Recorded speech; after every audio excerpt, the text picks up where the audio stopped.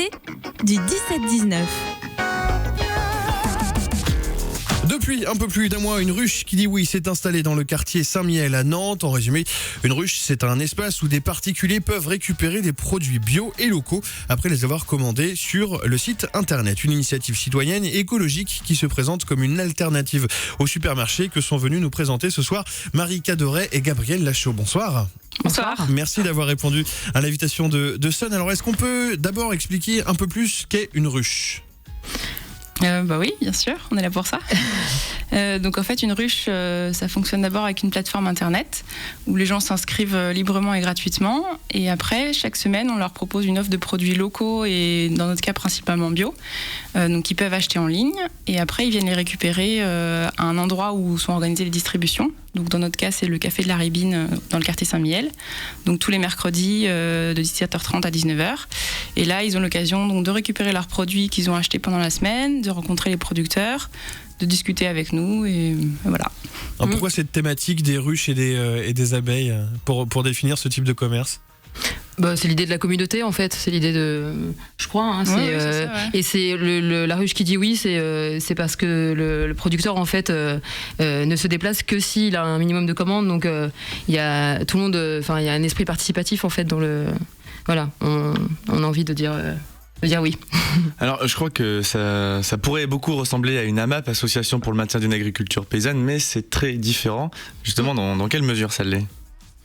Alors c'est deux choses parallèles, qui sont différentes parce qu'il n'y a pas le même niveau d'engagement pour à la fois les consommateurs, pour les consommateurs parce qu'ils s'engagent pas sur toute une année. En fait, c'est plus souple pour le consommateur. Les AMAP aussi, c'est des bénévoles qui le gèrent, alors que voilà, nous on est rémunérés. Et je vois que ça. Oui, c'est la principale différence. Les principales différences. C'est deux types de circuits courts différents. Et c'est vrai que la MAP, ça demande vraiment une régularité aux consommateurs parce qu'ils ont un panier toutes les semaines. Donc ils s'engagent à prendre toutes les semaines avec un type de produit fixe. Alors que dans une ruche, le consommateur, il décide vraiment la fréquence à laquelle il achète et le type de produit qu'il achète. C'est moins contraignant en fait. Voilà, c'est beaucoup moins. On pourrait penser qu'une ruche, c'est peut-être un peu mieux, moins contraignant qu'une AMAP. Pour les consommateurs, c'est moins contraignant, donc c'est mieux. Après, pour les producteurs, dans les AMAP, ils ont la garantie d'avoir leur stock régulièrement écoulé. Ouais. Donc pour eux, non, pour les producteurs, la MAP, c'est très intéressant. C'est mieux pour les producteurs. Du coup, vous pensez être mal vu quand même par les AMAP ou pas du tout ? Oui, il y a eu des petites polémiques justement parce que les gens se tournent vers des ruches parce qu'ils n'ont pas eu de place en AMAP des fois. Donc il y a un peu de, c'est deux systèmes que les gens recherchent. Donc, mais après, il y a eu des petits conflits notamment dans cette région entre les AMAP et les ruches. Beaucoup d'AMAP à Nantes. Ça s'est un peu calmé. Oui, c'est bien d'ailleurs. Tant mieux. Après, nous, on se dit que plus il y a de systèmes de circuits courts, mieux c'est. Donc, et nous, c'est aussi parce qu'on a été des consommatrices de ruches à Paris avant d'être responsables. Et c'est un système qui nous plaisait. En tant que consommatrice aussi. Donc ça répond. Mais oui, c'est deux systèmes différents. C'est pour ça que vous avez d'ailleurs décidé de vous lancer dans cette initiative parce que vous aviez été séduite par le modèle. Oui, c'est Gabriel qui m'a fait découvrir la ruche il y a 2-3 ans. Au tout début de la ruche. Plus 4 ans maintenant. Ouais. Ça fait et ça fait quelques années. Et en fait, on a été consommatrices, on a été bénévoles à la ruche du comptoir général. L'une des premières grosses ruches en fait. Et c'est une énorme ruche à Paris. Ouais. Donc on a eu envie en arrivant à Nantes. On s'est demandé où étaient les ruches à Nantes. Voilà. Donc pas du tout votre formation professionnelle à la base, c'est plus une façon... une passion. Une passion, une façon de consommer. Oui, ça n'a rien à voir avec nous. Ce qui est souvent le cas, je crois. Les responsables de ruches, c'est comme ça qu'on s'appelle, font ça en général en activité complémentaire, donc c'est pas du tout leur activité principale. Alors du coup, vous avez ouvert cette ruche au cœur du quartier Saint-Mihiel à Nantes, on le rappelle, au café de la Ribine. Pourquoi ce lieu particulièrement ? Alors en fait, nous, quand on a commencé à chercher, on savait que ce serait difficile. C'est pas forcément évident pour des endroits comme ça d'accueillir des ruches parce que on bloque quand même un créneau. Ça fait pas mal de monde qui vient, mais aussi un petit peu de bazar, tout ça. Et donc souvent, on essaie de trouver ou des structures nouvelles qui ouvrent ou qui sont en reconversion. Et c'était le cas du café de la Ribine puisque c'était en l'ancienne barricade. Et donc Élise, la propriétaire du café, elle a récupéré ce café-là. Et donc forcément, elle s'est intéressée de trouver un moyen de faire un peu connaître son café. Et elle connaissait le projet aussi. Ce qui fait toute la différence parce qu'il faut tout réexpliquer. C'est pas évident quand on. Donc il n'y a pas eu trop à batailler avec elle. Ah non, elle voulait elle-même ouvrir une ruche. Complètement soutenue. Bon, c'est profitable. Du coup, elle est super motivée. Ouais. Il y a combien de personnes actuellement qui sont inscrites sur la ruche de Saint-Mihiel ? Alors inscrites, on a 650 membres. Ouais. Après, comme on vous expliquait tout à l'heure, ça ne veut pas du tout dire que toutes ces personnes commandent chaque semaine, évidemment. Ouais. Donc c'est pas forcément très représentatif, mais bon, ça montre quand même qu'il y a 650 personnes qui sont intéressées par le concept. Alors comment ça se passe pour convaincre, pas les consommateurs, c'est fait, mais les agriculteurs et les transformateurs de se joindre à cette initiative ? Alors les transformateurs, il n'y en a pas. Du coup, c'est des producteurs. Producteurs. En fait, on les a beaucoup démarchés, ou sur les marchés, ou par téléphone, ou par mail. Il y en avait pas mal aussi qui connaissaient qui étaient déjà inscrits, parce qu'ils peuvent s'inscrire les producteurs en tant que producteurs sur le site sur la ruche.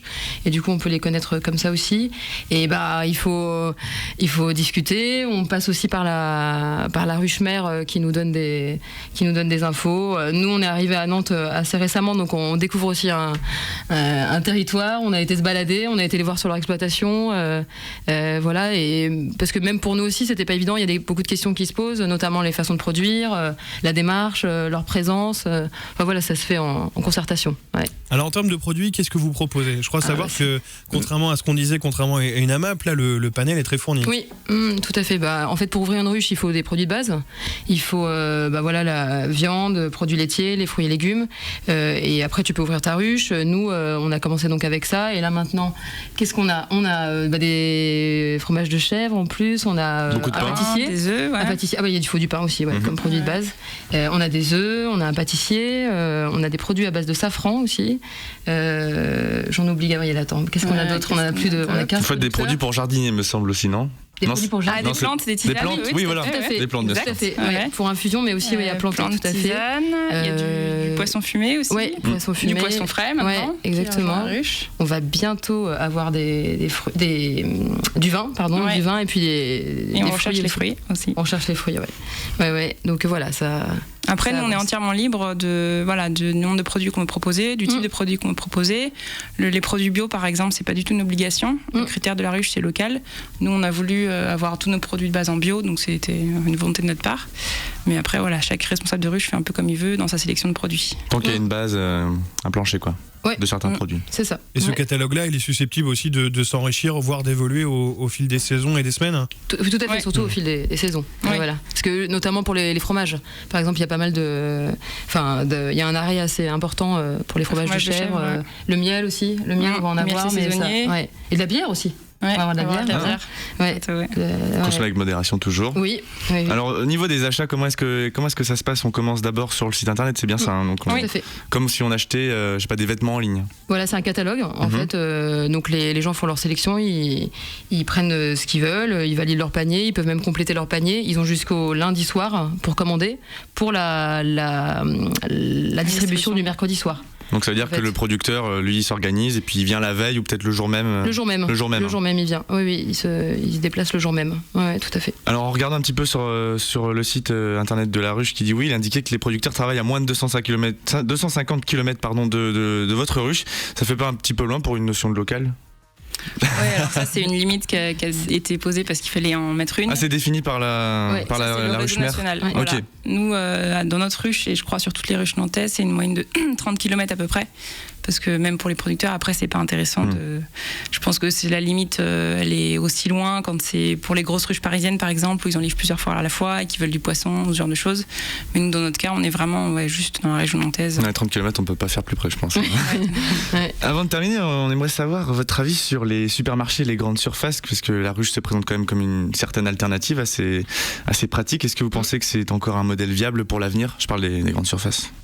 Est-ce que c'est un modèle qui peut encore exister ?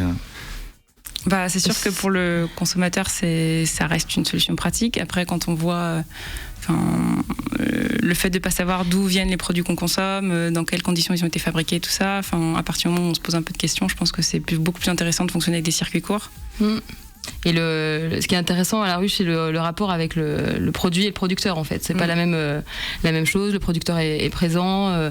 Il y a une transparence sur le produit. Enfin voilà, comme dit Gabriel, on sait d'où il vient, mais je sais pas, je trouve que l'achat ne se fait pas de la même façon quand t'as ton producteur qui te le donne.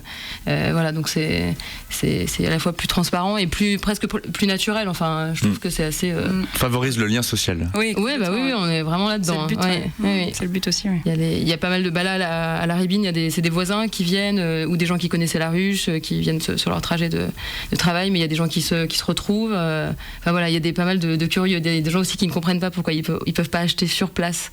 Donc ça c'est pareil, il faut qu'on, enfin voilà, comme il y a Talensac pas loin, c'est vrai qu'il y a des personnes qui arrivent le mercredi soir et en fait qui espèrent faire leur marché. Donc voilà, il faut aussi réexpliquer parce que c'est aussi une alternative, enfin c'est aussi différent d'un marché, justement parce que le producteur ne se déplace qu'avec des produits vendus. Donc on essaie d'expliquer, de communiquer le maximum. Faire de la pédagogie.